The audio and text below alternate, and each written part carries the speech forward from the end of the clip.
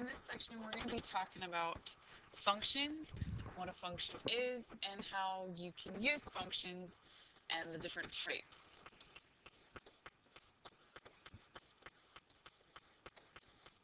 So we're starting pretty basic right now, just talking about what actually is a function. I know that this is review because we've talked about it in Algebra 2. So with this, a function is a set of ordered pairs in which each x value is directly outputted to our y value. Okay, so we have an input that goes to one output. Generally, the input is your x and your output is your y.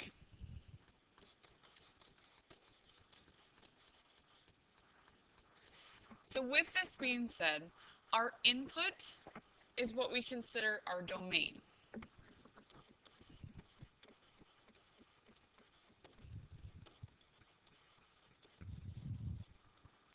Our range are our y values. The domain can be considered independent if you want, and the range obviously is your dependent.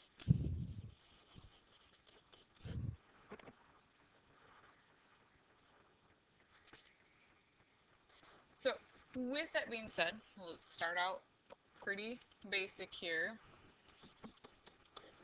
So let's say I've got some ordered pairs.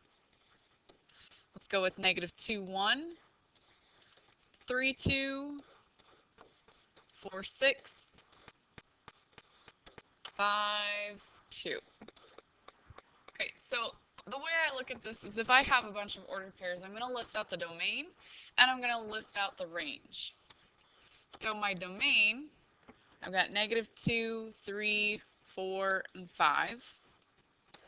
My range, I've got 1, 2, and 6.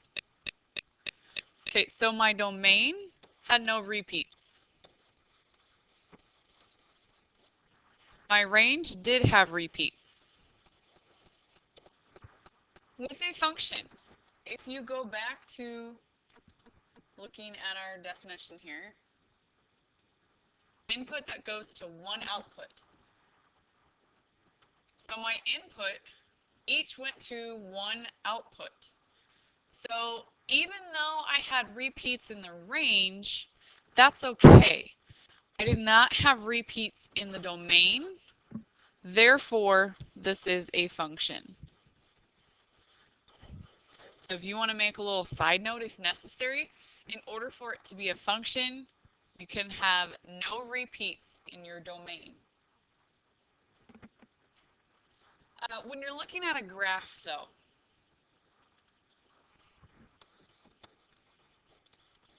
graphs must pass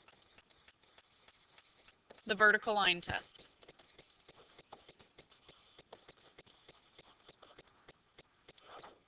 So for instance, let's say that I have a graph that's a parabola.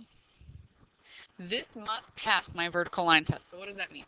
That means if I were to draw a vertical line anywhere on your graph, that parabola, in this case, can only touch that vertical line once.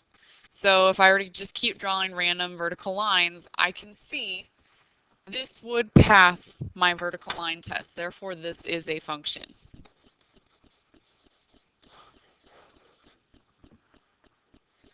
Let's draw another different graph though. Let's say that I have a graph like this. If I were to draw repeated vertical lines, this would also be a function.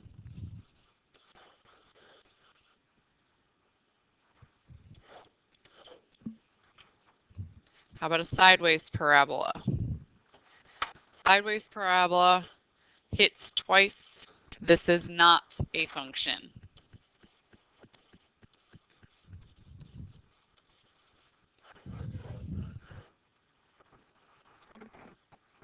There is also function notation. There's Euler's notation, and then there's just our general function notation, which is how I will write it.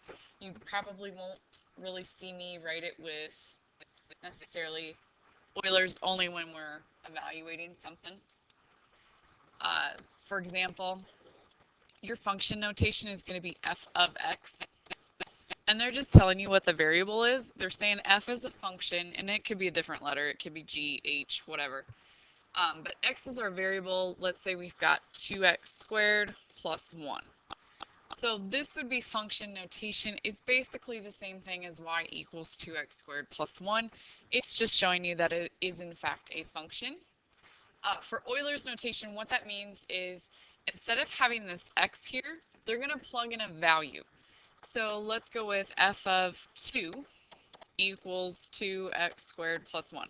So what that means is I need to plug in that 2 into the x spot and solve. So I've got f of 2 equals 2 times 2 squared plus 1.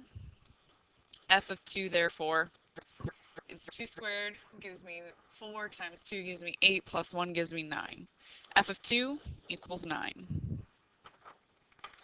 Again, this should be a review. We're talking about functions, domain, range, and then function notation can be a little tricky. Sometimes people get confused on what to do with the number. You know, it's got f of 2. What do I do with it? You plug it in and simplify. Just a note, and I've noticed this a couple times now, if your number is a negative, make sure when you plug that into your calculator that you put parentheses around it, because your calculator needs to know that that is a negative number. Otherwise, it'll do the true order of operations and say square it first and then take the negative, which everyone knows a negative times a negative is a positive. So just make sure you're watching out for that.